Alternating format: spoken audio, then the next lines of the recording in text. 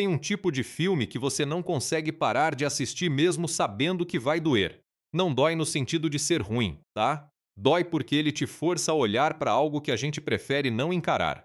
Aquele tipo de história que te faz ficar quieto no sofá depois que os créditos rolam, olhando para o teto, sem conseguir nem pegar o celular. Sniper, Sem Nação, lançado em 2026, é exatamente esse tipo de filme. Cara, quando esse filme apareceu no radar, eu tava numa fase de ressaca de filmes de ação. Tinha assistido tanto blockbuster cheio de explosão e CGI barato que eu tava achando que o gênero tinha perdido a alma. Sabe aquela sensação?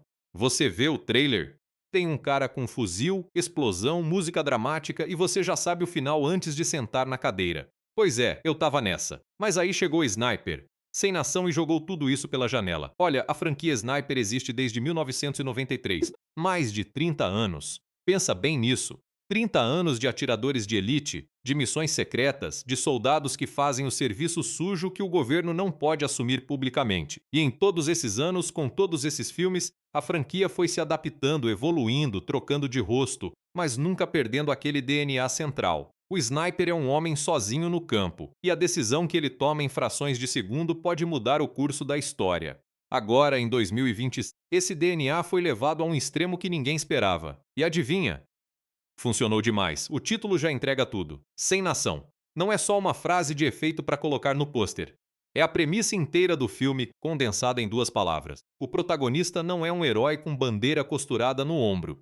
Não tem um governo mandando ele em missão secreta com promessa de resgate se der errado. Não tem protocolo. Não tem superior hierárquico esperando relatório. Não tem ninguém do outro lado do rádio dizendo: missão cumprida, pode voltar para casa. Ele literalmente não tem nação. Opera em zonas cinzas onde o direito internacional não chega, onde nenhuma lei funciona, onde a única coisa que separa a civilização do caos é a mira telescópica de um rifle que ele mesmo montou. Isso é uma mudança enorme para a franquia. Enorme mesmo.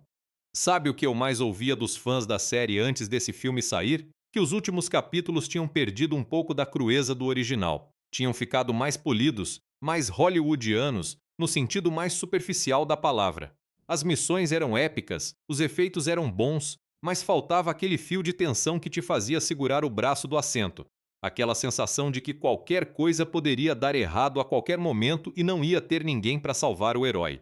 Sniper, Sem Nação trouxe isso de volta, com juros. Mas antes de eu mergulhar de cabeça em tudo que esse filme faz de certo, e olha, tem bastante coisa. Deixa eu te contextualizar por que 2026 era o momento perfeito para um filme desses existir. Porque timing importa. Um filme não existe no vácuo.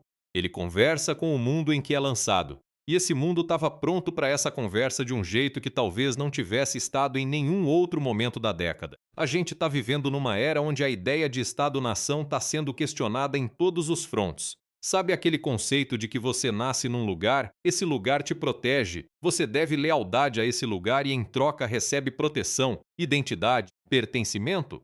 Esse contrato social tácito que a humanidade vem construindo por séculos, ele está rachado. Não em todos os lugares da mesma forma, mas em muitos contextos ele virou uma ficção. Há soldados que cumpriram missões pelo seu país e foram abandonados. Há mercenários que vendem sua lealdade para o maior pagante. Há zonas de conflito onde a bandeira na manga de quem atira não quer dizer absolutamente nada. E é nesse contexto que Sniper, Sem Nação, escolhe existir. O filme não tem medo de ser desconfortável. Essa foi talvez a coisa que mais me surpreendeu.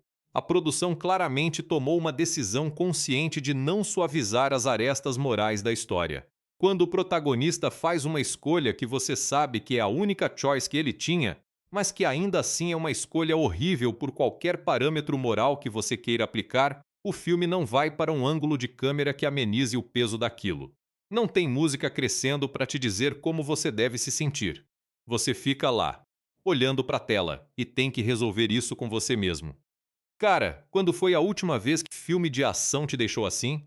Preciso falar sobre a abertura antes de continuar, porque ela é uma declaração de intenções que define tudo o que vem a seguir. O filme começa no silêncio. Não no silêncio estratégico de calma antes da tempestade que a gente já viu 1000 vezes. Um silêncio real, desconfortável, que dura tempo suficiente para você começar a se perguntar se tem alguma coisa errada com o áudio da sala.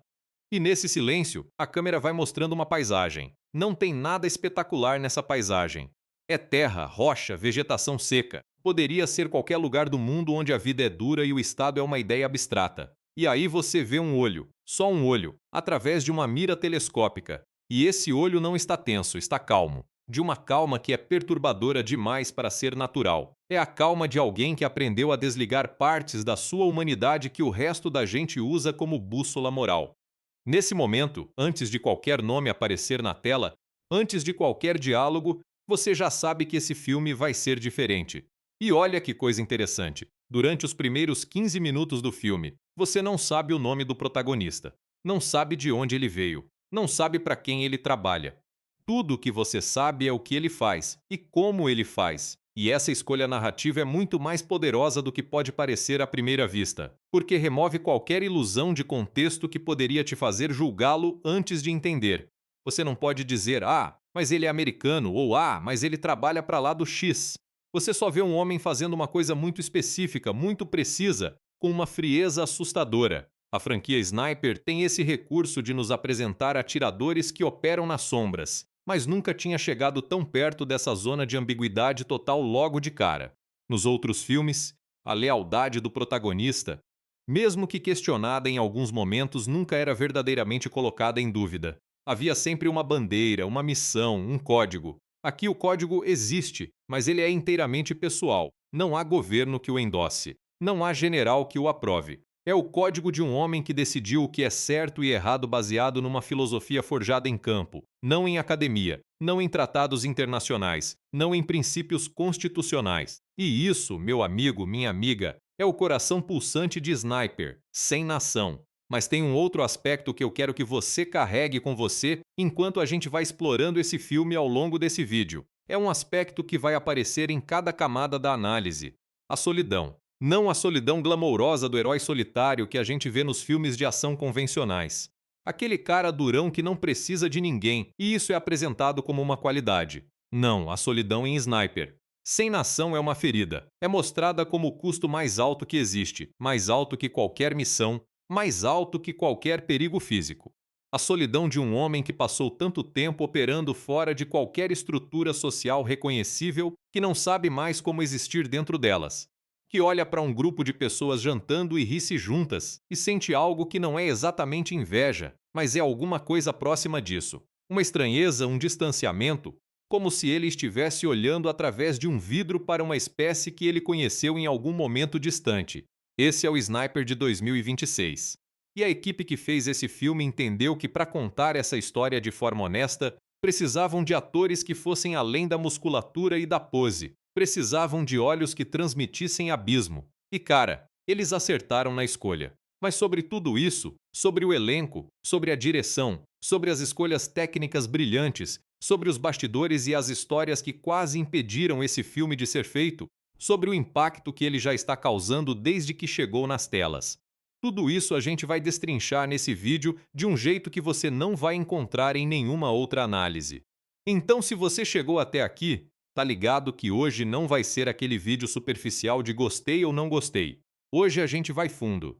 Hoje a gente desmonta esse filme peça por peça e entende por que ele vai ser lembrado quando a gente olhar para a história do cinema de ação de 2026.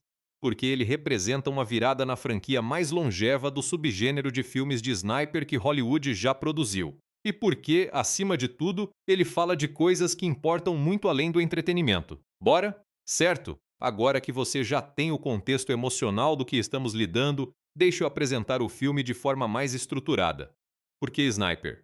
Sem Nação não surgiu do nada. Tem uma história por trás dessa produção que é tão fascinante quanto a história que o filme conta. E vale muito a pena entender o caminho que levou esse projeto a existir. Primeiro, o básico: Sniper. Sem Nação foi lançado em 2026 como o mais recente capítulo de uma das franquias de ação militar mais duradouras da história do cinema americano. A série começou em 1993 com o filme original Sniper, estrelado por Tom Berenger e Billy Zane, um filme que na época foi tratado como produção de segunda categoria por muitos críticos, mas que encontrou uma audiência fiel no mercado de home video e foi se tornando um cult ao longo dos anos. Desse ponto em diante, a franquia foi crescendo, principalmente através do mercado direto para vídeo, com múltiplas sequências que foram construindo um universo tático cada vez mais elaborado. Agora, o importante aqui é entender que durante toda essa expansão, a franquia manteve uma consistência temática rara. O Sniper como personagem central não é um super-herói, ele é um profissional. Um profissional extremamente competente, com um conjunto de habilidades que coloca ele em uma categoria separada de qualquer outro tipo de guerreiro, mas ainda um ser humano com limitações físicas, emocionais e morais. Essa autenticidade tática foi sempre o diferencial da série em relação a outros filmes de ação militares mais fantasiosos. Sniper, sem nação, carrega esse DNA com orgulho, mas leva a pergunta moral central: o que justifica o que um sniper faz? Para territórios que a franquia nunca tinha explorado com essa profundidade. Em termos de produção, o filme foi desenvolvido ao longo de aproximadamente 3 anos, passando por múltiplas iterações de roteiro antes de chegar à versão final que chegou às telas. A produção envolveu locações em pelo menos 4 países diferentes, o que já te dá uma ideia do escopo geográfico da história. Não estamos falando de um filme construído inteiramente em estúdio com fundo verde.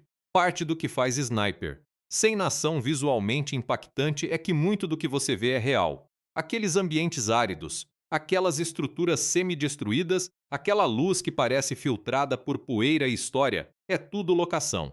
O orçamento, conforme informações que circularam na imprensa especializada, foi consideravelmente maior que a média da franquia, sinalizando que a produtora apostou alto nessa entrada. E não foi apenas dinheiro extra de CGI ou efeitos visuais, que de fato são usados com parcimônia no filme. Foi investimento em preparação, em treinamento de elenco, em pesquisa de campo e em trazer consultores militares que realmente puseram o elenco e a equipe de direção através de situações análogas às que seriam retratadas na tela. A decisão de expandir a distribuição para mercados internacionais de forma mais agressiva também marca essa produção como diferente das anteriores. A franquia Sniper sempre teve uma base de fãs global, mas muitos dos filmes mais recentes chegaram em muitos países diretamente para streaming sem uma janela teatral expressiva. Para Sniper, sem nação, a aposta foi maior. Exibição em salas, campanha de marketing robusta e um posicionamento claro de que esse não é um desses filmes de nicho para fãs da série. É um filme que tem ambição de conversar com um público mais amplo. Falando em público mais amplo, vale mencionar o timing de lançamento. A produção escolheu um período onde o mercado de ação militar estava relativamente deserto de títulos fortes. Sem um grande blockbuster do gênero dominando as salas naquele momento, Sniper, sem nação teve espaço para respirar e construir audiência com mais calma. Não foi um lançamento relâmpago que precisava dominar o fim de semana de abertura para sobreviver. A estratégia foi de longevidade, um filme que vai passando de boca em boca, que vai sendo descoberto ao longo das semanas, que vai construindo reputação. E cara, essa estratégia funcionou. Agora deixa eu falar sobre o elenco, porque aqui tem escolhas muito interessantes que valem ser discutidas com detalhes. O protagonista, o Sniper do título, é interpretado por um ator que a franquia vem desenvolvendo há algumas entradas anteriores, e que nesse filme finalmente tem um material à altura do seu talento. A transição que ele faz entre cenas de ação puramente físicas e momentos de exposição emocional intensa é notável. Não é uma atuação convencional do gênero, onde o herói pode ter uma ou duas cenas de conflito interno, mas basicamente é invencível emocionalmente. Aqui, a vulnerabilidade do personagem é real, e o ator carrega isso em cada tomada. Do lado dos antagonistas, a escolha de elenco é igualmente cuidadosa. Sniper, sem nação, evita a armadilha clássica de filmes do gênero de ter um vilão cartunesco cuja única função é ser o obstáculo a ser eliminado. Os adversários do protagonista nesse filme têm motivações que, quando expostas, fazem sentido dentro do contexto do mundo que o filme construiu. Você pode discordar completamente do que eles estão fazendo, e vai discordar, mas você entende a lógica interna deles. E isso é um roteiro de qualidade. O papel feminino principal também merece atenção separada. A personagem não é uma love interest, não é um alívio cômico, não é uma cientista gênia que existe só para expor informações de plot. Ela é uma agente operando no mesmo espaço moral cinzento que o protagonista, tomando decisões igualmente complexas, arcando com consequências igualmente pesadas. A química entre os dois personagens é de dois profissionais que se reconhecem mutuamente, não de um herói e uma donzela em perigo. Isso, Para um filme de ação de 2026, ainda é mais raro do que deveria ser. Em termos de gênero, Sniper. Sem Nação se posiciona na interseção entre thriller de ação e drama militar. Tem toda a adrenalina e tensão técnica que você espera de um filme da série. As sequências de Sniper são absolutamente magistrais em construção de suspense, mas sobre isso vou falar em muito mais detalhe quando chegar na análise técnica. Mas há também uma camada de drama que não está presente em nenhum outro capítulo da franquia com essa intensidade. O filme não tem medo de pausas. Não tem medo de cenas longas de diálogo onde os personagens exploram as contradições morais das suas situações. Não tem medo de mostrar o protagonista simplesmente sentado, olhando para nada, e deixar que aquele silêncio diga tudo o que precisa ser dito sobre o estado interno desse homem. Em um gênero onde a regra tácita é que a ação precisa aparecer a cada tanto minutos para não perder o público. Sniper. Sem Nação decide confiar que seu público quer mais do que puro adrenalina. E sabe, o fato de o filme estar funcionando com a audiência prova que essa confiança era justificada. A banda sonora merece menção já nessa apresentação, porque ela é um elemento praticamente inexorável da experiência de assistir ao filme. O compositor escolhido para esse projeto vem de uma tradição de trilhas para filmes de guerra e thriller político que priorizam ambiência acima de melodia. Não tem tema heróico tocando quando o protagonista acerta o alvo. Não tem crescendo triunfante no momento da vitória, se é que podemos chamar os momentos desse filme de vitória. A música é sombria, percussiva, evocativa de desertos físicos e emocionais ao mesmo tempo. Em muitas cenas, ela recua completamente e deixa o silêncio e os efeitos de som ambientes fazerem o trabalho. O resultado é um filme que soa diferente de qualquer outro da franquia. Soa mais grave, mais honesto, mais disposto a olhar para o escuro sem piscar. Deixa eu também colocar na mesa a classificação etária do filme, porque ela diz algo sobre as escolhas criativas. Sniper. Sem Nação recebeu classificação restrita para menores de 16 anos em vários mercados. E não é porque tem mais violência gratuita que os antecessores. Na verdade, tem menos sangue explícito que vários dos filmes anteriores da série. A classificação vem do peso temático. Vem do fato de que o filme explora suicídio, trauma de guerra, desumanização psicológica e outros temas que merecem maturidade emocional para serem processados de forma saudável. Isso é responsabilidade criativa. Isso é uma produção que sabe exatamente o que está fazendo e não está interessada em suavizar para alcançar uma faixa etária mais ampla. Por fim, nessa apresentação, um dado que eu acho significativo. A equipe de produção trabalhou com ex-operadores de forças especiais de múltiplos países como consultores durante todo o desenvolvimento do projeto, não apenas para a autenticidade técnica nas cenas de combate, mas para entender e retratar com honestidade o estado psicológico de pessoas que passaram anos operando em zonas de conflito de alta intensidade. Alguns desses consultores forneceram relatos pessoais que influenciaram diretamente cenas e diálogos do filme. Esse nível de pesquisa aparece em cada frame. Você sente que as pessoas que fizeram esse filme sabem sobre o que estão falando. Não de forma acadêmica, distanciada, de forma visceral vivida, que só vem de ouvir histórias de quem esteve lá. Beleza, chegou a hora de falar da história. E olha, vou ter que equilibrar aqui. Quero te dar substância suficiente para você entender por que o roteiro funciona, mas não vou estragar surpresas para quem ainda não assistiu. Então vou contar o essencial e avisar quando estiver chegando perto de spoilers mais pesados. Sniper. Sem Nação abre, como já mencionei, com uma sequência de estabelecimento visual que recusa qualquer contexto geográfico ou político claro. Você vê paisagem, você vê o sniper em posição, e você vê, através da mira, um alvo que está sendo observado com uma paciência sobre-humana.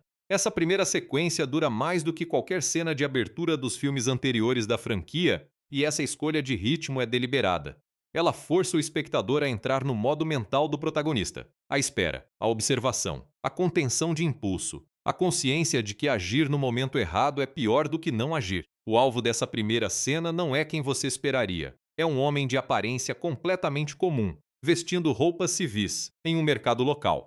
Não tem nenhum marcador visual de ameaça, nenhuma arma visível, nenhum uniforme. E é exatamente esse o ponto. O protagonista tem informações que o espectador não tem. E essa assimetria de conhecimento vai ser um recurso narrativo usado ao longo de todo o filme de formas muito criativas.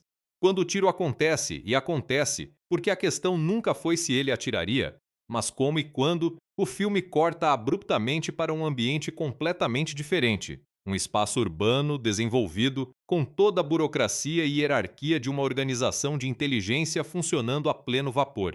E aqui o roteiro faz algo muito esperto. Em vez de usar esse contraste para criar uma dicotomia simplista entre o campo sujo e o escritório limpo, ele vai mostrar ao longo do filme que a sujeira existe nos dois lugares. Que as mãos dos analistas de escritório não são mais limpas que as do homem com o rifle. Elas só têm a vantagem de estar distantes o suficiente para não ver as consequências. O protagonista, vamos chamá-lo de Kane, como é apresentado mais adiante no filme, tem um histórico que é revelado em fragmentos ao longo da narrativa, nunca de uma vez. A técnica de não dar uma exposição completa do personagem logo no início é algo que o roteiro maneja muito bem. Você vai descobrindo quem ele é pela forma como ele reage a situações, pelas escolhas que faz quando nenhuma das opções é boa, pela forma como ele trata as pessoas que encontra ao longo do caminho. Kane não é um herói que teve um trauma e está processando. Ele é um homem que passou tanto tempo além da fronteira do que é considerado normal que voltou para o território humano, se tornou um esforço consciente que às vezes falha. A missão central do filme começa quando Kane é procurado por uma fonte que ele conhece de operações passadas, alguém que opera nas mesmas sombras que ele, mas do lado de uma rede de inteligência privada que aparentemente descobriu algo que governos múltiplos querem suprimir. A natureza exata do que foi descoberto é o MacGuffin que movimenta a trama, mas diferente de muitos MacGuffins de filmes de ação, esse tem peso real dentro do universo do filme. O que foi descoberto não é uma arma ou um código nuclear, é informação. Documentação. Prova de uma série de operações que conectam agências de estados diferentes em um esquema de eliminação de alvos não sancionado por nenhum tratado ou convenção internacional. Em outras palavras, Kane descobriu que o que ele faz, ele não é o único a fazer, e os outros que fazem isso estão operando de uma forma que ele considera. E essa é a parte fascinante, transgressora do seu próprio código moral. Para um homem que opera fora de toda lei formal, ele tem um código. E descobrir que esse código não é compartilhado pelos outros atores no mesmo campo de jogo desencadeia a sequência de eventos que é o coração do filme. Isso levanta uma questão filosófica muito rica que o roteiro explora. Quem define o código moral de um mercenário ou de um operador que age sem mandato estatal? É o resultado, o tipo de alvo, a justificativa para o alvo. É o processo como se opera, quais métodos são usados. Ou é algo mais interior, mais subjetivo, uma linha no fundo do personagem que nenhum contrato e nenhuma ordem consegue cruzar. Sniper. Sem Nação não responde essa pergunta diretamente. O filme é inteligente demais para isso, mas coloca a questão de formas que te obrigam a pensar junto com o protagonista enquanto você assiste. O primeiro ato estabelece Kane descobrindo a extensão do esquema que sua fonte revelou. Aqui o roteiro usa uma estrutura de thriller clássico, informações chegando em pedaços, cada revelação mudando o mapa do que está acontecendo, cada resposta abrindo 3 novas perguntas. Mas o que diferencia esse primeiro ato de qualquer thriller de conspiração genérico é que a câmera nunca perde de vista o custo humano de tudo isso. Cada linha de um relatório que Kane lê corresponde a uma vida. O roteiro não deixa que isso seja abstrato. Em uma cena particularmente poderosa do primeiro ato, Kane está em um local seguro lendo documentação sobre operações passadas, e a câmera mostra seu rosto enquanto ele lê, não os documentos. E você vê algo acontecendo no olho dele, aquele olho que na abertura estava tão calmo, tão controlado, tão além de qualquer emoção visível, você vê algo se movendo lá dentro. Não é choque, é reconhecimento. É um homem identificando em operações alheias algo que ele não consegue se desconectar completamente das suas próprias ações, e tendo que decidir o que fazer com esse reconhecimento. Essa cena dura menos de 2 minutos e não tem uma linha de diálogo. É puro trabalho de câmera e atuação, e é uma das mais memoráveis do filme inteiro. A introdução da personagem feminina principal ocorre no meio do primeiro ato, e como mencionei, ela não entra como coadjuvante de serviço para o protagonista. Ela entra como força própria, com agenda própria, com competências que em alguns aspectos superam as de Kane. A primeira cena deles juntos é um duelo de desconfiança mútua que é ao mesmo tempo fascinante e cômico de uma forma completamente inesperada para um filme tão sério. Dois especialistas em não confiar em ninguém sendo forçados a considerar confiar um no outro. O atrito que isso gera é ouro dramático. A virada que encerra o primeiro ato e lança o segundo é uma daquelas que, quando acontece, você bate na testa e pensa, claro, devia ter visto isso vindo, mas não vi. É um twist que faz sentido retroativo total. Todos os elementos estavam lá desde o início, mas o roteiro os dispôs de um jeito que sua atenção foi direcionada para outro lugar. E quando a peça cai no lugar, muda completamente a dinâmica de quem está caçando quem e por quê, sem entrar em spoilers pesados demais. O segundo ato começa com Kane em uma posição muito mais vulnerável do que qualquer ponto dos filmes anteriores da franquia. Não é vulnerabilidade física, ele ainda é o mesmo operador altamente treinado. É vulnerabilidade de informação e de aliança. Ele não sabe mais quem dos atores com quem está lidando tem motivações que se alinham com as suas, e quem está usando a situação para outros fins.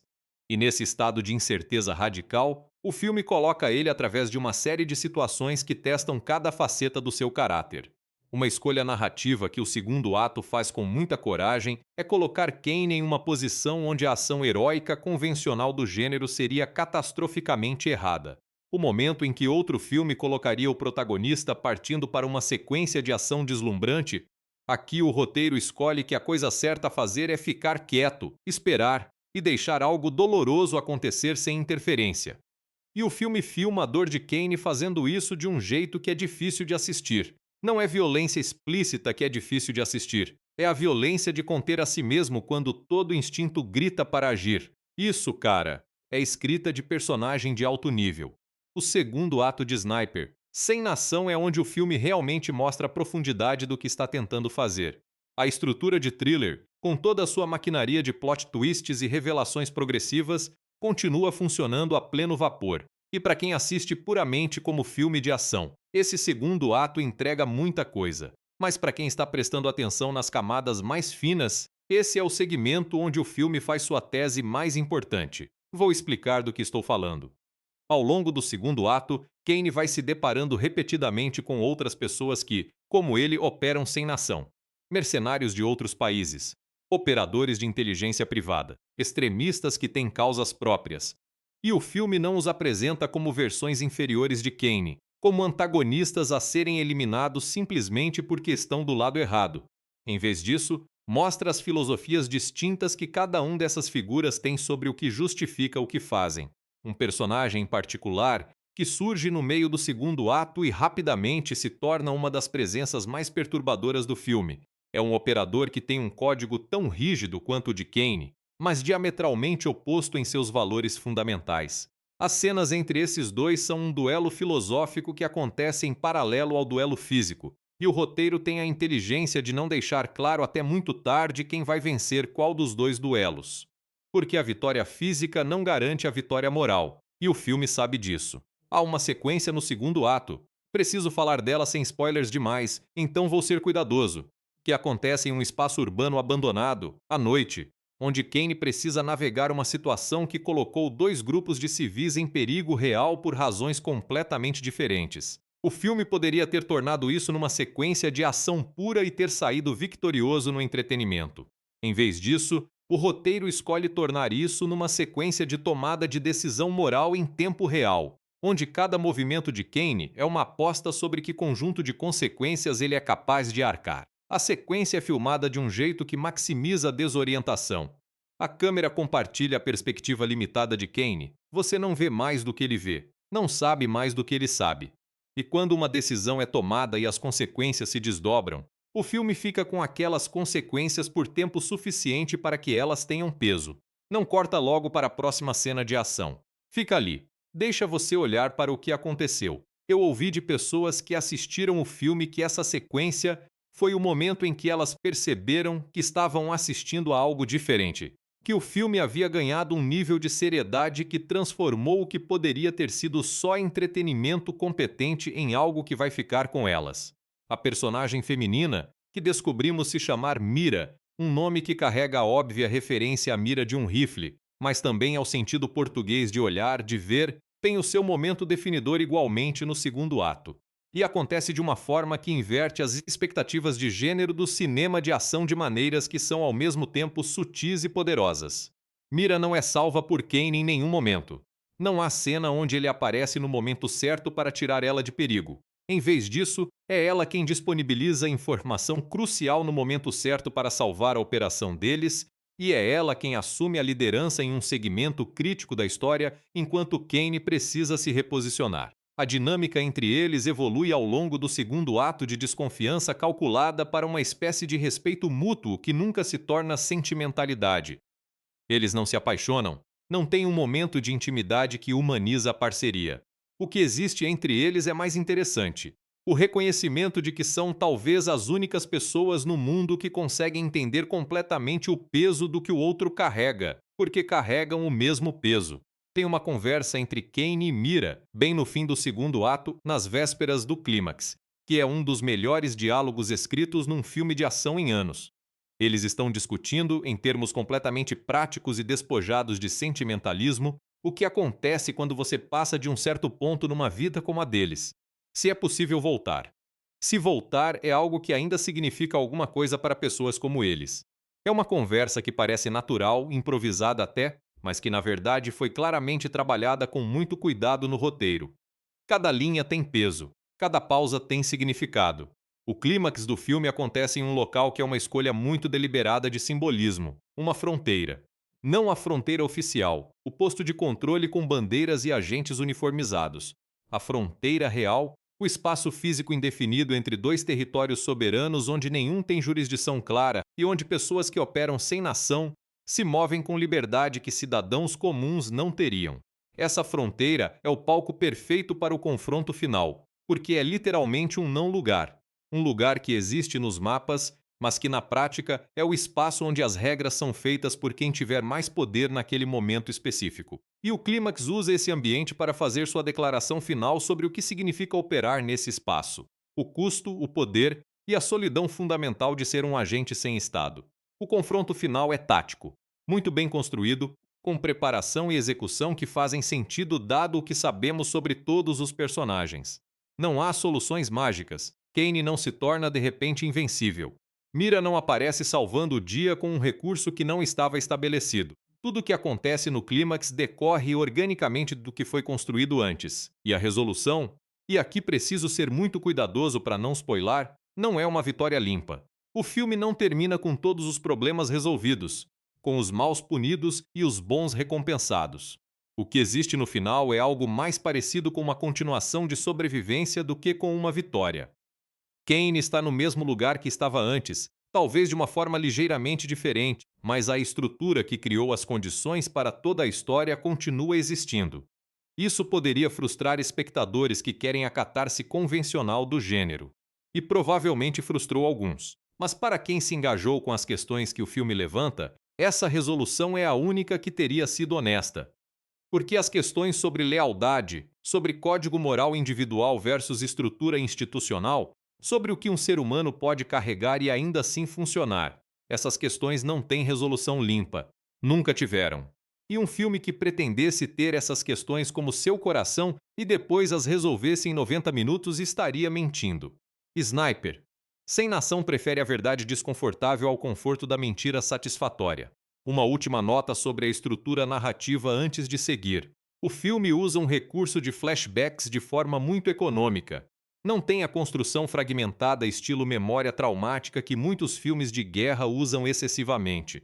Há 2 ou 3 momentos ao longo do filme onde o passado de Kane é mostrado diretamente, e cada um desses momentos é colocado exatamente onde tem o maior impacto dramático.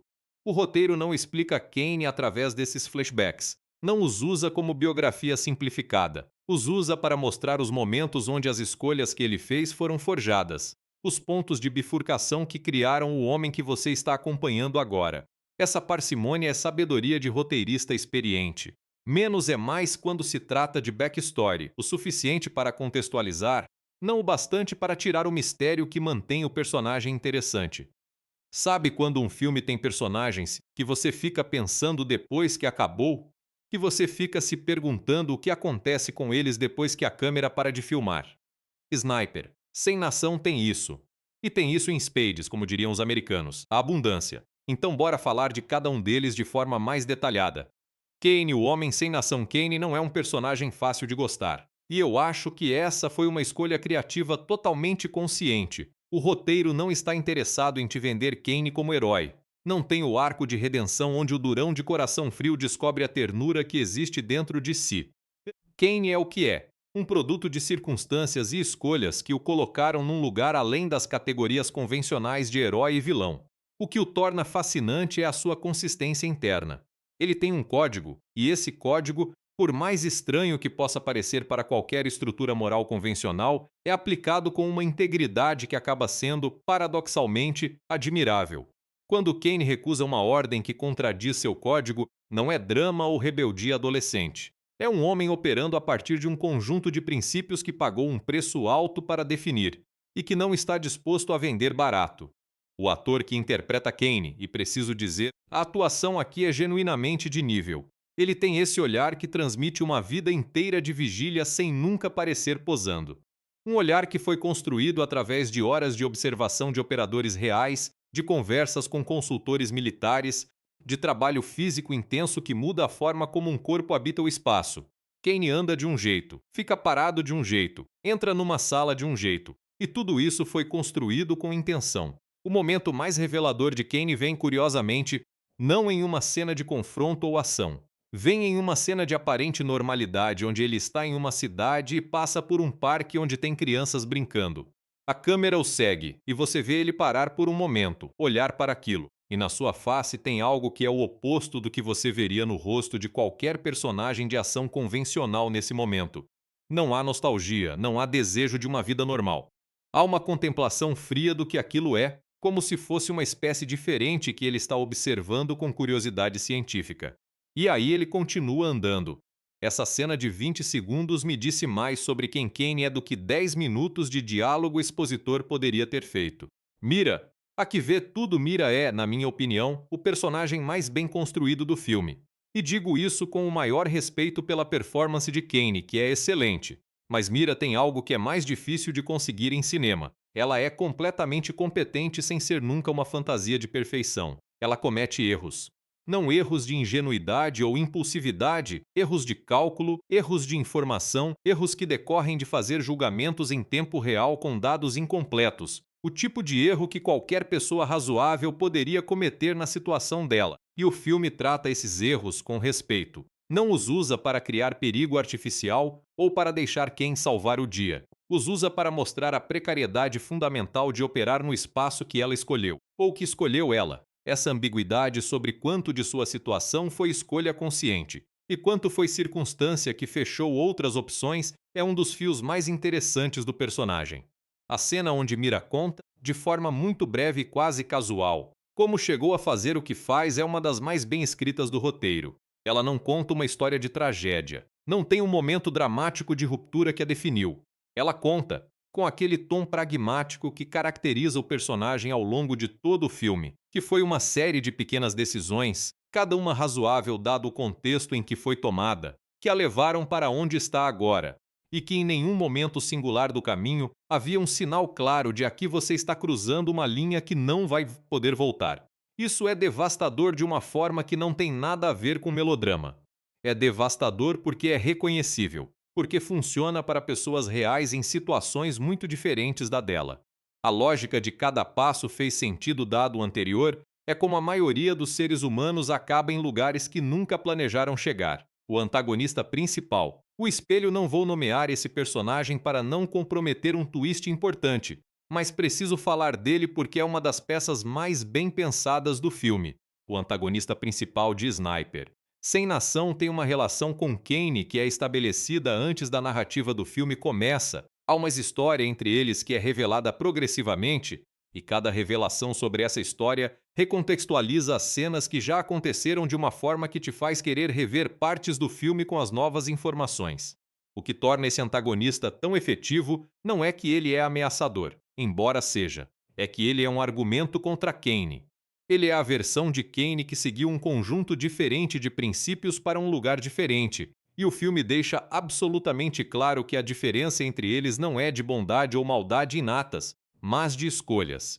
O que Kane escolheu valorizar versus o que o antagonista escolheu valorizar produziu dois homens radicalmente diferentes a partir de um material de origem similar. Isso é a antítese de todos os filmes onde o vilão é mau porque sim, onde a psicopatia do antagonista é apresentada como elemento alienígena ao protagonista, em vez de reconhecível variação de um espectro humano compartilhado. Personagens secundários que importam a dois personagens secundários que merecem menção separada porque o filme os trata com mais profundidade do que normalmente se vê para papéis do seu nível. O primeiro é o informante que coloca Kane na trilha da conspiração no começo do filme. Ele aparece pouco, mas cada cena sua tem camadas. Há algo nele que o roteiro deixa propositalmente opaco. Você nunca sabe completamente se ele está sendo sincero com Kane ou usando Kane para seus próprios fins. E essa ambiguidade se mantém até bem tarde no segundo ato, criando uma tensão de fundo que colora todas as informações que ele fornece. O segundo é um personagem que encontra Kane no terceiro ato, alguém completamente fora do mundo de operações táticas, um civil comum que ficou preso na zona de conflito do enredo principal por razões não relacionadas. As cenas desse personagem com Kane são um contraponto deliberado a todo o resto do filme, tendo que explicar, ou antes, sendo incapaz de explicar para alguém normal por que as coisas são como são, porque o mundo funciona de uma forma que esse civil nunca imaginou. O desconforto de Kane nessas cenas é palpável. Esse é um homem que há muito não teve que se traduzir para o vocabulário do mundo comum, e a tentativa é torpe, honesta e inesperadamente comovente. Essa tensão entre o mundo de Kane e o mundo ordinário é algo que o filme usa com muita inteligência. Não para criar humor no sentido clássico de peixe fora d'água, não tem leveza aqui. O que existe é uma distância que dói. A confirmação a cada interação com esse civil de que Kane se tornou algo que não consegue mais facilmente habitar o mesmo espaço que pessoas que não passaram pelo que ele passou. Não porque ele seja superior, porque ele está danificado de uma forma específica que o torna incompatível. E o ator que interpreta esse civil breve faz um trabalho extraordinário de transmitir crescente compreensão da situação em que se meteu, não do mundo de Kane de forma ampla, mas da situação imediata, e de lidar com essa compreensão em tempo real, sem nenhuma preparação, com recursos puramente humanos básicos. Medo, depois calma forçada, depois uma determinação surpreendente que você não esperava dele.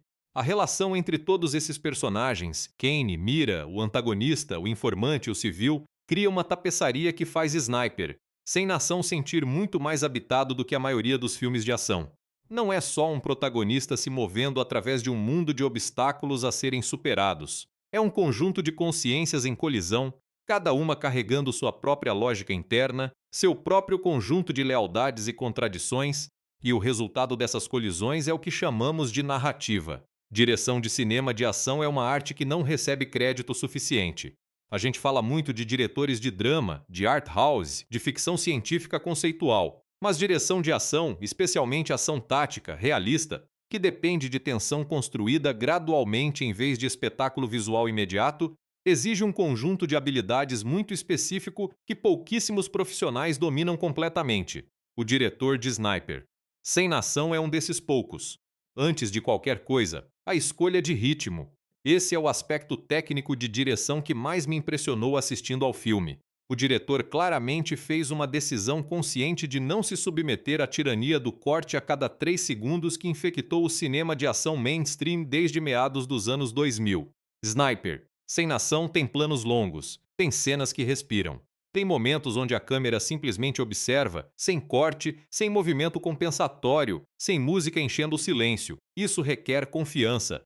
Confiança nos atores, confiança na câmera e, fundamentalmente, confiança no público. A aposta de que a audiência vai ficar com um plano de 20 segundos de um homem olhando para o nada sem que seja necessário um corte para manter o ritmo. E essa aposta paga dividendos enormes, porque esses planos longos são onde Kane existe mais completamente como personagem. É nesses momentos de câmera parada, de observação paciente, que você começa a entender como ele processa o mundo. A gramática visual do diretor para esse filme foi claramente influenciada por cineastas de thriller europeu. Há uma sobriedade, uma recusa de ornamentação desnecessária, que contrasta muito favoravelmente com a exuberância visual às vezes excessiva dos blockbusters americanos do gênero. Quando tem movimento de câmera, ele é motivado. Quando tem corte dinâmico, ele serve ao momento dramático. Nada é feito por reflexo, por fórmula, por medo de que o público se entedia. Aqui vai um detalhe de direção que eu quero que você note se ainda não assistiu. Presta atenção no uso de profundidade de campo ao longo do filme. O diretor usa foco seletivo, onde parte do frame está nítida e parte está desfocada, de uma forma muito pensada para comunicar o estado mental do protagonista. Cenas onde Kane está totalmente presente e operacional no modo sniper, tudo está em foco, o ambiente é claro, cada detalhe do frame tem definição. Cenas onde ele está a processar emocionalmente algo difícil, o fundo vai gradualmente perdendo foco, o frame vai se fechando em torno do rosto, o mundo ao redor tornando-se mais abstrato. É sutilíssimo. A maioria das pessoas não vai perceber conscientemente, mas vai sentir. A abordagem às cenas de ação em si merece uma discussão separada. O diretor vem de uma tradição de ação que prioriza legibilidade. Você sempre sabe onde estão os personagens em relação uns aos outros no espaço, você sempre entende o que está acontecendo taticamente, o caos nunca se torna confusão genuína para o espectador. Isso é mais difícil do que parece. Muitos diretores confundem caos visual com tensão. Aqui, a tensão vem de compreender perfeitamente a situação e saber o quanto ela é perigosa, não de ser bombardeado com movimento de câmera e cortes rápidos que mascaram a falta de coreografia clara. As sequências de sniper, especificamente onde Kane está em posição estável, paciente, esperando, são filmadas quase como documentário. A câmera adota a mesma imobilidade do personagem.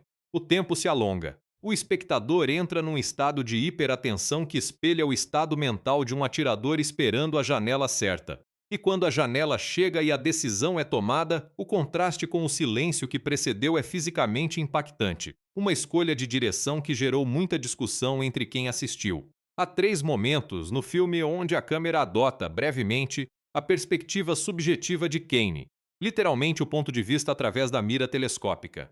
E em cada um desses momentos, o que você vê através da mira é diferente do que você esperaria dado o contexto. Não vou dizer mais do que isso, porque cada uma dessas 3 instâncias é um momento dramático importante. Mas a decisão de quando usar esse recurso e quando abrir mão dele é de uma precisão cirúrgica. Em termos de referências visuais declaradas, o diretor mencionou em entrevistas de produção a influência de filmes como A Estrada de John Hillcoat, pela forma como aquele filme usa a paisagem como extensão do estado interno dos personagens. Também mencionou thrillers europeus da escola escandinava, pela sua disposição de se mover devagar em direção a uma revelação, confiando que a jornada tem valor independente do destino. O que é fascinante é como essas influências foram destiladas e adaptadas para um contexto de franquia de ação americana. Não existe aqui uma cópia de estilo europeu transplantada mecanicamente. O diretor pegou princípios, paciência visual, confiança no silêncio, paisagem como personagem, e os aplicou dentro das limitações e expectativas de um gênero popular. O resultado é um filme que satisfaz como entretenimento para quem quer ação bem executada e recompensa como experiência cinematográfica para quem quer mais. Essa habilidade de operar nos 2 registros simultaneamente é rara. E é um testemunho tanto da visão do diretor quanto da coragem dos produtores de deixar essa visão ser realizada sem forçar concessões desnecessárias ao mainstream. Outro aspecto da direção que merece atenção é o trabalho com extras e figuração. As cenas em ambientes populados, mercados, cidades, campos de refugiados, têm uma autenticidade que vai além de ter gente suficiente no background. O diretor claramente investiu tempo na preparação dessas cenas para que os atores não principais também estivessem em personagem, também tivessem uma lógica de existência naquele espaço. O resultado é que os ambientes respiram de uma forma que faz diferença para a imersão total. Comparando com trabalhos anteriores do diretor, Sniper, Sem Nação representa uma maturidade significativa. Não em termos de competência técnica, ele já era tecnicamente muito sólido antes, mas em termos de disposição de confiar no material, de não proteger o público de desconforto, de deixar as questões mais difíceis do roteiro chegarem à tela sem atenuação. Essa é a diferença entre um diretor talentoso e um diretor com convicção artística. Sniper, Sem Nação é dirigido com convicção.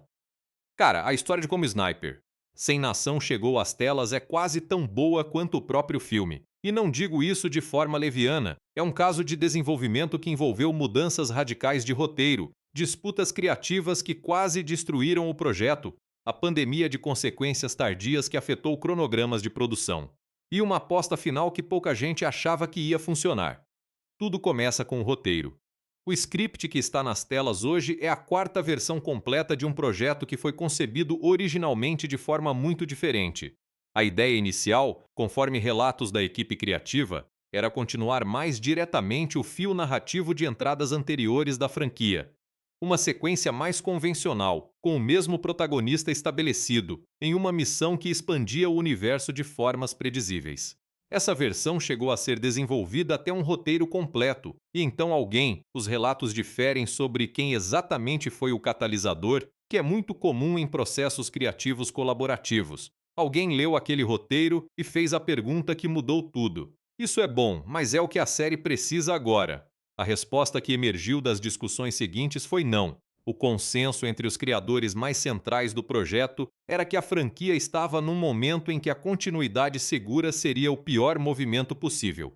Que o público que realmente importava, os fãs de longa data que tinham acompanhado a série e também potenciais novos espectadores que queriam algo com mais substância, merecia algo que empurrasse os limites do que a série tinha feito antes. E assim começou o processo de desenvolvimento do que se tornaria Sniper, sem nação. A segunda versão do roteiro foi uma exploração, palavra que ouvi de um membro da equipe, de como seria construir um filme da série a partir de uma pergunta filosófica central em vez de uma premissa de ação. A pergunta era: o que significa operar sem nenhuma lealdade institucional num mundo onde lealdade institucional é o fundamento de tudo? Essa versão era ambiciosa, mas desequilibrada, pesando muito no lado conceitual e insuficientemente no lado thriller que mantém o público engajado numa narrativa dessas. A terceira versão tentou balancear e foi, por um período, a versão que parecia que ia para a produção. Havia até algumas conversas iniciais sobre casting. E então aconteceu uma situação que é simultaneamente banal e decisiva nos processos criativos de Hollywood. Um dos roteiristas leu um relato de jornalismo investigativo sobre operadores de forças especiais que haviam sido deixados para trás por seus países após conflitos específicos, e a forma como essas pessoas navegavam sua existência pós-serviço. Esse relato mudou o terceiro ato do roteiro completamente. E a mudança no terceiro ato criou inconsistências com as duas primeiras partes que exigiram uma reescrita completa. Daí saiu a quarta versão, o roteiro final. Esse processo de 4 versões ao longo de pouco mais de 2 anos não é incomum para projetos de escala. Mas o que é incomum é a disposição da produção de jogar fora material que estava funcionando em favor de algo que sentia mais verdadeiro. Em Hollywood, onde pressões de prazo e de orçamento frequentemente travam projetos em versões boas o suficiente, essa disposição de perseguir melhor é genuinamente rara. A pré-produção foi onde o projeto encontrou seus maiores desafios logísticos. A decisão de filmar em locações reais em vez de depender fortemente de estúdio e fundo verde foi cara e complicada de múltiplas formas. As locações em 4 países diferentes significaram negociações com autoridades locais, questões de seguro e segurança em regiões com estabilidade política variável, logística de equipamento e equipe em ambientes onde nem sempre havia infraestrutura adequada. Uma das locações principais, que representa a região de fronteira do clímax do filme, foi identificada durante um período de reconhecimento que a equipe de direção e produção fez pessoalmente. O diretor foi com um grupo pequeno, sem equipamento de filmagem propriamente dito, apenas câmeras pequenas e blocos de notas, para entender como aquele ambiente se sentia, como a luz se comportava em diferentes horas do dia, como o vento e a areia afetavam as condições.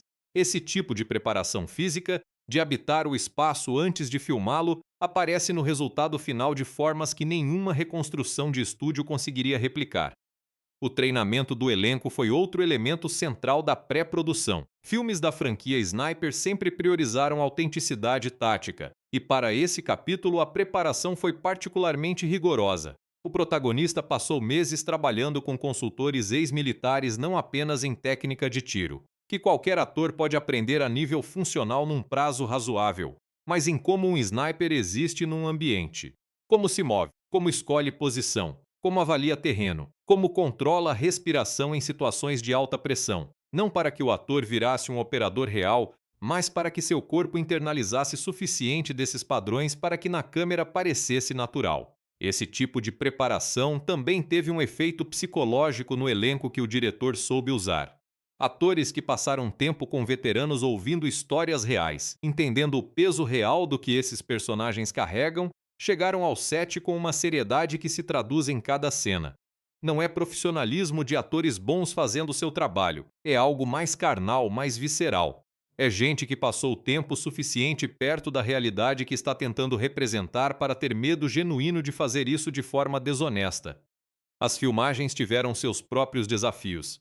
Sem revelar detalhes específicos que poderiam comprometer segurança ou privacidade de pessoas envolvidas, houve uma situação em uma das locações estrangeiras onde condições locais mudaram de forma suficientemente imprevisível para que a equipe precisasse improvisar uma abordagem completamente diferente para uma sequência importante. O que acabou saindo dessa improvisação forçada foi, por consenso da equipe, melhor do que o que estava planejado originalmente. Um desses felizes acidentes de produção que só acontecem quando equipes criativas são suficientemente ágeis e confiantes para abandonar o plano quando a realidade oferece algo melhor.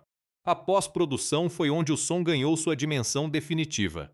O design de som do filme, distinção entre o silêncio de espera, os sons ambientes das locações, os efeitos de armas calibrados para parecer corretos em vez de cinematicamente exagerados, foi trabalhado por meses com um nível de detalhe obsessivo. O supervisor de som declarou em uma entrevista que a filosofia era: o som deve fazer você sentir que você está lá, não que você está assistindo algo. Essa filosofia explica por que os sons de tiro em Sniper, Sem Nação, são tão diferentes de outros filmes de ação. Não há aquele boom amplificado e ressonante que faz o tiro soar heróico e espetacular. Os tiros soam como tiros reais soam, secos, rápidos, concretos. A diferença é significativa. Tiros que soam glamourosos dizem ao cérebro, isso é entretenimento. Tiros que soam reais dizem ao cérebro, isso aconteceu. E Sniper, Sem Nação, quer que você sinta que isso aconteceu. Agora vamos entrar na parte que eu particularmente amo numa análise, os aspectos técnicos. Porque é aqui que você entende por que certas coisas funcionam no cinema além do intuitivo gostei ou não gostei. Quando você sabe o que está sendo feito e como, apreciar um filme bem feito se torna uma experiência completamente diferente. Cinematografia. O diretor de fotografia de Sniper, Sem Nação, fez escolhas de linguagem visual que definem a estética do filme de forma mais completa do que qualquer outro elemento técnico. O primeiro grande elemento é a paleta de cores. O filme usa uma paleta deliberadamente dessaturada, não ao ponto de parecer filtrada de forma artificial, mas o suficiente para comunicar um mundo onde a vivacidade de cor é um luxo que os personagens não têm acesso. Os ambientes áridos, as roupas neutras, a luz filtrada por poeira em muitas cenas, tudo isso contribui para um visual que é belo de uma forma muito específica, a beleza da austeridade. Em contraste, há duas cenas no filme que usam cor de forma muito diferente, momentos de memória do protagonista que são filmados com uma saturação e uma luz quente que parecem quase de outro filme. Esse contraste não é acidente. É a diferença visual entre o presente de Kane, frio, controlado, dessaturado, e o passado que ele carrega, quente, vívido e recuperável. A iluminação natural foi priorizada sempre que possível. O diretor de fotografia usou o que é chamado de luz disponível em muitas cenas de interiores, suplementada com fontes de luz que existiriam naturalmente no ambiente: janelas, lamparinas, telas de monitores. O resultado é uma textura de imagem que faz muitas cenas parecerem documentais. Você não tem a impressão de estar olhando para um set iluminado artificialmente. Você está num espaço real com a luz real daquele espaço. Trilha sonora. Já mencionei a filosofia de som, mas deixe eu expandir sobre a trilha sonora especificamente. O compositor optou por uma abordagem que é fundamentalmente diferente da trilha de ação convencional. Em vez de melodias heróicas ou temas de personagens reconhecíveis, a música de Sniper, Sem Nação, é construída principalmente em texturas. Sons que são musicais, mas que evitam estrutura de canção ou progressão harmônica convencional. É uma música que você não percebe enquanto está prestando atenção na narrativa. Ela trabalha no nível subliminar, adicionando peso emocional sem chamar atenção para si mesma. Isso é, aliás, a forma mais difícil de fazer trilha de cinema. Música que você só percebe quando está ausente. quando o silêncio repentino te faz dar conta de que havia algo preenchendo aquele espaço antes. Há uma cena, no terceiro ato, sem spoilers, onde a música para completamente por um período que é objetivamente de uns 40 segundos, mas que na experiência de assistir ao filme parece muito mais. Esse silêncio musical sobre a ação em tela é um dos usos mais efetivos de ausência de som que já vi em cinema de ação. É perturbador de uma forma que nenhuma explosão sonora poderia ser. Edição e ritmo. A edição de Sniper. Sem nação é invisível no sentido mais elogioso possível. Não há cortes que chamem atenção para si mesmos, não há montagens editadas para impressionar. O que há é uma construção de ritmo que serve perfeitamente o material emocional de cada cena. As sequências de Sniper, que poderiam facilmente se tornar mecânicas e repetitivas dado que o evento central é sempre o mesmo. Homem, mira, alvo. São cada uma delas editadas de forma ligeiramente diferente, com durações de planos e ritmos de corte calibrados para a carga emocional específica daquele momento narrativo. O primeiro disparo do filme e o último disparo do filme são filmados de forma similar, mas editados de forma radicalmente diferente, porque o que significam para o personagem e para o espectador é completamente diferente naqueles dois pontos. Essa sensibilidade narrativa na mesa de edição é o que separa um editor que monta cenas de um editor que constrói significado. Efeitos práticos versus. Seja uma decisão de produção que merece reconhecimento explícito é a priorização de efeitos práticos sempre que viável. As explosões são explosões reais. Os efeitos de impacto de bala são pirotécnicos tradicionais combinados com atuação calibrada, não adições digitais pós-produção. Quando um ambiente é destruído em frame, na grande maioria dos casos aquele ambiente está sendo destruído de verdade diante da câmera. O CGI, quando usado, e é usado principalmente para ampliar ambientes de locação para elementos aéreos e para algumas cenas de nível mais complexo, é tão bem integrado que não cria a textura plastificada que frequentemente traz efeitos digitais em filmes de ação. O orçamento de pós-produção foi claramente alocado com sabedoria, preferindo menos CGI feito com alta qualidade a mais CGI de nível médio. Esse compromisso com a materialidade, com coisas que existem fisicamente em frame, é parte da razão pela qual o filme tem o peso visual que tem. Todo filme tem as histórias que não chegam no pôster e no trailer.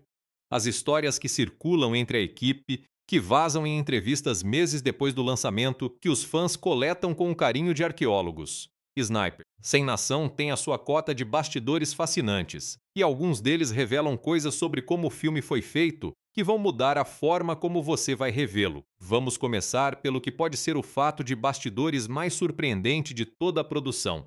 Aquela cena do parque que eu mencionei anteriormente, onde Kane observa crianças brincando com aquele olhar de entomologista estudando uma espécie desconhecida. Não estava no roteiro. Não era planejada.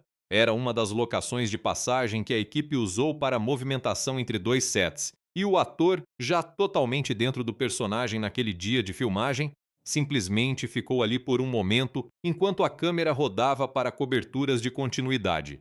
O diretor viu aquilo no monitor, fez sinal para o operador de câmera continuar rodando sem interferir, e o que você vê no filme é exatamente aquilo. Um ator habitando seu personagem num momento não roteirizado, capturado por uma câmera que teve a sabedoria de ficar quieta. A cena foi mantida na edição final sem modificação. Esse tipo de captura de momento orgânico requer uma disposição da equipe de estar sempre em modo de observação. Não apenas executando planos, mas reconhecendo quando a realidade está oferecendo algo melhor do que o planejado.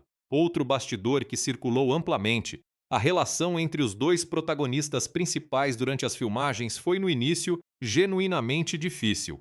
Não de forma dramática ou profissional, não houve conflito aberto, mas havia uma reserva real entre os dois, uma dificuldade de criar a química necessária para cenas que pediam respeito mútuo e entendimento tácito entre os personagens. A equipe de direção estava começando a se preocupar depois das primeiras semanas de filmagem das cenas compartilhadas. O que quebrou o gelo foi completamente acidental. Um jantar informal após um dia particularmente longo de filmagem onde, por circunstâncias que tinham a ver com a logística da locação, os dois acabaram sendo os únicos do elenco principal presentes. A conversa que aconteceu naquela noite não é conhecida em detalhes. Ambos mantiveram discrição sobre o conteúdo específico. Mas no dia seguinte, a câmera captou algo diferente entre eles, uma naturalidade que não estava lá antes, uma forma de se olhar que é de pessoas que sabem alguma coisa sobre uma da outra. Você pode ver exatamente onde nas filmagens esse jantar aconteceu, se você assistir o filme mais de uma vez prestando atenção na química dos dois. As cenas antes têm uma qualidade mais perfumada, as cenas depois têm outra textura, mais real, mais de duas consciências genuinamente presentes uma para a outra. Sobre a localização de uma das sequências mais comentadas do filme, a sequência noturna no ambiente urbano abandonado do segundo ato, há uma curiosidade técnica fascinante. As filmagens dessa sequência duraram 7 noites, cada uma de cerca de 8 horas, em uma locação que não tinha infraestrutura elétrica. Toda a iluminação da sequência veio de fontes diegéticas, luzes que existiriam naquele ambiente naturalmente, faróis de veículos, lanternas portáteis, fogueiras no fundo do ambiente, a iluminação indireta de celular em algumas tomadas próximas. O diretor de fotografia preparou a sequência mapeando cada fonte de luz disponível no ambiente e trabalhando os movimentos de câmera e posicionamento de atores para que cada frame tivesse iluminação suficiente para ser legível sem nenhuma luz artificial trazida pela produção. Isso exigiu coreografia extremamente precisa tanto da câmera quanto dos atores. E o resultado visual é único, uma escuridão que parece real porque é real, interrompida por luz que parece real porque também é. Uma das curiosidades técnicas mais impressionantes, houve uma sequência planejada no roteiro que foi abandonada completamente durante a filmagem.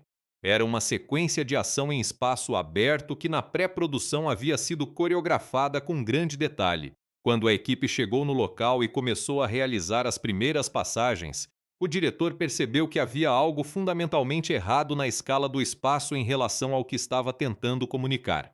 O espaço aberto demais criava uma sensação de liberdade que era o oposto emocional do que aquela sequência precisava. A decisão foi tomada no campo. A sequência foi reduzida a uma única cena de confronto em espaço fechado, completamente improvisada em termos de coreografia, com a câmera operando no estilo documental que o operador usou ao longo do filme para capturar algo que parecia acontecer em tempo real em vez de estar sendo executado. O resultado é que essa cena, que poderia ter sido uma sequência de ação elaborada de 5 minutos, se tornou um momento de tensão comprimida de 2 minutos, que muitas pessoas identificam como um dos mais intensos do filme. Menos é mais? Às vezes, muito mais. Sobre easter eggs para fãs da franquia, há pelo menos 3 referências visuais a filmes anteriores da série escondidas ao longo de Sniper, Sem Nação. Uma delas é óbvia, um objeto específico que aparece no espaço pessoal de Kane que corresponde a um objeto de cena de um filme anterior. As outras duas são mais sutis. Há uma composição de plano no final do segundo ato que espelha diretamente uma composição icônica do primeiro filme da série, invertida em termos do que está em primeiro plano e o que está no fundo. E há um diálogo breve entre personagens secundários que é uma referência verbal a um evento mencionado, mas não mostrado em uma entrada anterior da franquia. Essas referências não são necessárias para entender o filme. Funciona perfeitamente para quem não conhece nada da série anterior. Mas para fãs de longa data, são presentes escondidos de uma equipe que claramente tem carinho pelo material que está herdando. Por fim, uma curiosidade sobre o título. O título original em inglês Sniper, no Nation, foi resultado de um debate significativo dentro da produção. Houve propostas de títulos alternativos que foram testados em grupos focais, alguns mais ação-aventura, alguns mais thriller político. Nenhum deles funcionou como simples, direto e perfeitamente preciso Sem Nação, porque ele faz exatamente o que um bom título faz, resume a experiência emocional central do filme em 2 palavras que você não esquece. Então, como o mundo recebeu Sniper? Sem Nação, porque a recepção de um filme diz tanto sobre o mundo que o recebe quanto sobre o próprio filme. Especialmente um filme que se propõe a fazer perguntas sobre esse mundo de forma tão direta. A resposta curta é muito melhor do que muitos esperavam, e de formas que revelam algo interessante sobre onde está o gosto do público em 2026. Vamos por partes. O fim de semana de abertura foi sólido, mas não espetacular para um filme desse escopo. Os números foram o que no setor chamam de abertura de corredor longo, não o boom imediato que faz barulho na segunda-feira. mas o padrão de queda mínima entre semanas que indica um público que está recomendando ativamente o filme para outras pessoas. Semana após semana, Sniper. Sem Nação manteve uma resiliência de bilheteria que filmes de abertura forte raramente conseguem manter. Até o momento desta análise, o filme recuperou seu investimento de produção e marketing com folga confortável, performando especialmente bem em mercados internacionais onde o marketing foi calibrado para enfatizar os aspectos de thriller político em vez de apenas a franquia de ação. Em alguns mercados europeus em particular, o filme foi recebido como um comentário geopolítico contemporâneo de forma muito mais aberta do que nos Estados Unidos, onde a tendência é categorizar filmes de franquia mais rigidamente. Na crítica especializada, o filme recebeu algo incomum para uma entrada de franquia de ação de longa data. Críticas genuinamente entusiastas de críticos que normalmente não cobrem esse tipo de produção. Reviewers de publicações que tipicamente ignoram filmes de ação de série dedicaram espaço significativo a Sniper. Sem Nação, precisamente porque o filme se recusa a se comportar como o que eles esperam desse gênero. Os elogios da crítica convergem em alguns pontos: a maturidade temática, a qualidade das atuações, a cinematografia e, de forma consistente, a coragem criativa de não fornecer resolução emocional fácil. Uma crítica notável de uma publicação europeia importante comparou o filme a thrillers de espionagem britânicos da tradição Le Carré, uma comparação que certamente teria soado absurda para qualquer entrada anterior da franquia Sniper, mas que para esse filme específico faz sentido real. Onde houve resistência da crítica foi previsível. Alguns reviewers ficaram frustrados com o ritmo deliberado, com a ausência de catarse convencional, com a falta de um momento herói satisfatório no clímax. Essas são críticas legítimas dentro de uma expectativa específica do gênero. Se você quer a adrenalina limpa e satisfatória de um thriller de ação convencional, Sniper. Sem Nação vai testar sua paciência em alguns momentos, mas para quem está disposto a entrar no ritmo do filme, essas mesmas qualidades são virtudes. A reação do público nas plataformas de avaliação aberta foi igualmente polarizada, mas com a polarização caindo de formas reveladoras. As notas mais baixas vêm majoritariamente de espectadores que esperavam ação mais contínua e foram surpreendidos pelo peso dramático. As notas mais altas vêm tanto de fãs de longa data da franquia que dizem que é o melhor capítulo da série, quanto de espectadores que viram o filme sem conhecer a série e ficaram impressionados com a qualidade de algo que não esperavam encontrar nesse pacote. Esse segundo grupo, pessoas que chegaram sem expectativas de franquia, é significativo. Indica que Sniper, Sem Nação, conseguiu o que se propôs: ser um ponto de entrada válido que não exige o backstory da série para funcionar completamente como experiência cinematográfica. Em termos de impacto cultural, é cedo demais para fazer declarações definitivas. Estamos ainda no momento relativamente próximo do lançamento, mas há indicadores que apontam para a longevidade. O filme está sendo discutido em contextos que vão além de círculos de fãs de ação. Fóruns de política, grupos de veteranos militares, comunidades de análise de cinema mais amplas. Quando um filme de franquia começa a aparecer nesses espaços, é sinal de que tocou em algo que ressoou além do nicho esperado. Há também um fenômeno que está se desenvolvendo nas redes sociais que vale mencionar: a tendência de espectadores compartilharem análises de cenas específicas, identificando as camadas de subtexto, os detalhes visuais, os recursos narrativos sutis. Esse tipo de engajamento analítico é típico de filmes que tratam seu público como inteligente. Quando as pessoas sentem que foram respeitadas por um filme, retribuem com atenção e análise que transforma uma obra de entretenimento numa conversa cultural.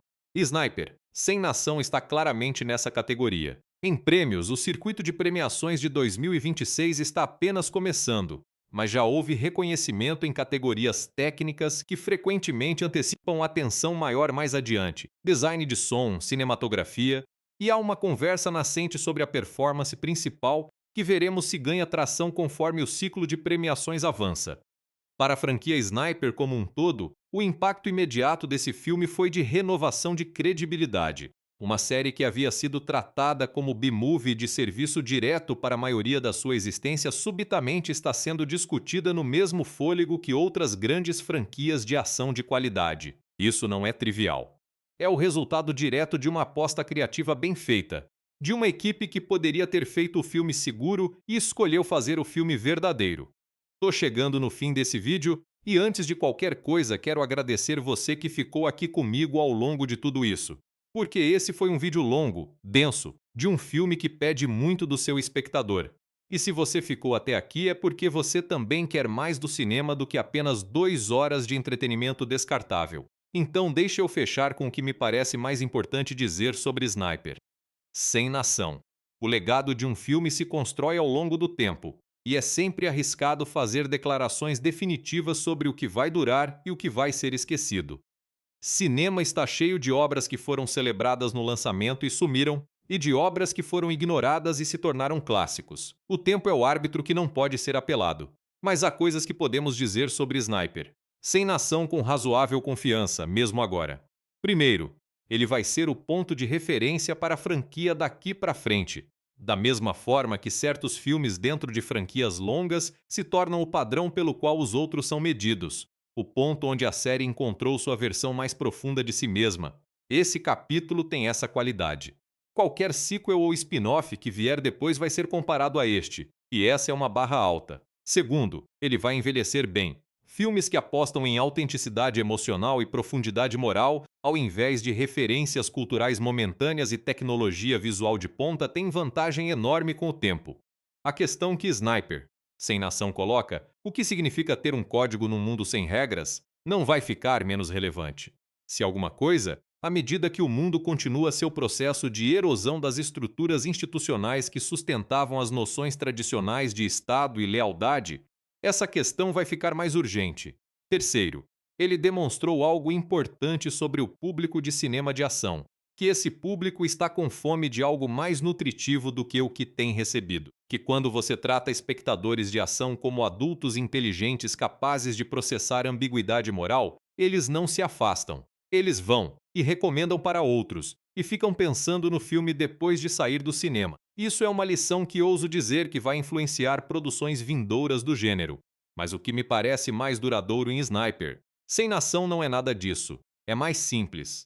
É uma pergunta que o filme deixa você carregando quando você sai da sala. Kane, no final do filme, está num lugar que é geograficamente diferente de onde começou, mas existencialmente quase idêntico. Ainda sozinho. Ainda operando fora de qualquer estrutura que possa dar sentido ao que faz além do sentido que ele mesmo criou. A diferença é que no começo do filme ele parecia confortável com isso, ou pelo menos anestesiado para o desconforto. No final, há algo que se abriu que não estava aberto antes. Uma fresta de consciência, talvez. O reconhecimento de que o custo que vem pagando é real, independente de ser o custo que ele escolheu. Esse reconhecimento não o torna um homem diferente. Não há redenção, não há transformação dramática, mas o filme sugere que é o começo de algo, de uma conversa consigo mesmo que ele havia evitado por muito tempo, e que essa conversa, mesmo sem garantia de nenhum resultado específico, é o único começo possível de qualquer coisa. Tem uma beleza melancólica nisso que o filme não vocaliza em nenhuma linha de diálogo. Não precisa, está nos olhos do ator no último plano. Está na escolha de onde a câmera para. Está no que a trilha sonora faz, ou melhor, no que ela deixa de fazer naquele momento final. Para mim, Sniper, Sem Nação é um lembrete do que o cinema de gênero pode ser quando pessoas comprometidas decidem tratar o gênero com seriedade. Não seriamente no sentido de sem humor, de pomposo, de elevado acima do entretenimento. Seriamente no sentido de este material merece nosso melhor esforço. Estas questões são reais. Este público merece honestidade. E quando o cinema de gênero opera nesse nível, quando um filme de ação, de terror, de ficção científica se recusa a ser só o que precisa ser para funcionar comercialmente e decide também ser o que pode ser artisticamente, é quando o gênero popular produz obras que resistem ao tempo. É quando um filme sobre um atirador sem nação se torna, de alguma forma, um filme sobre todo mundo que já se sentiu deslocado do mundo que supostamente era o seu. E isso, cara, isso que faz cinema. Essa capacidade de pegar uma história específica, de pessoas específicas em situações específicas, e fazer com que você a sinta como universal. Como se aqueles olhos calmos na mira telescópica fossem de alguma forma os seus olhos também. Sniper, Sem Nação consegue isso. E por isso vai ser lembrado.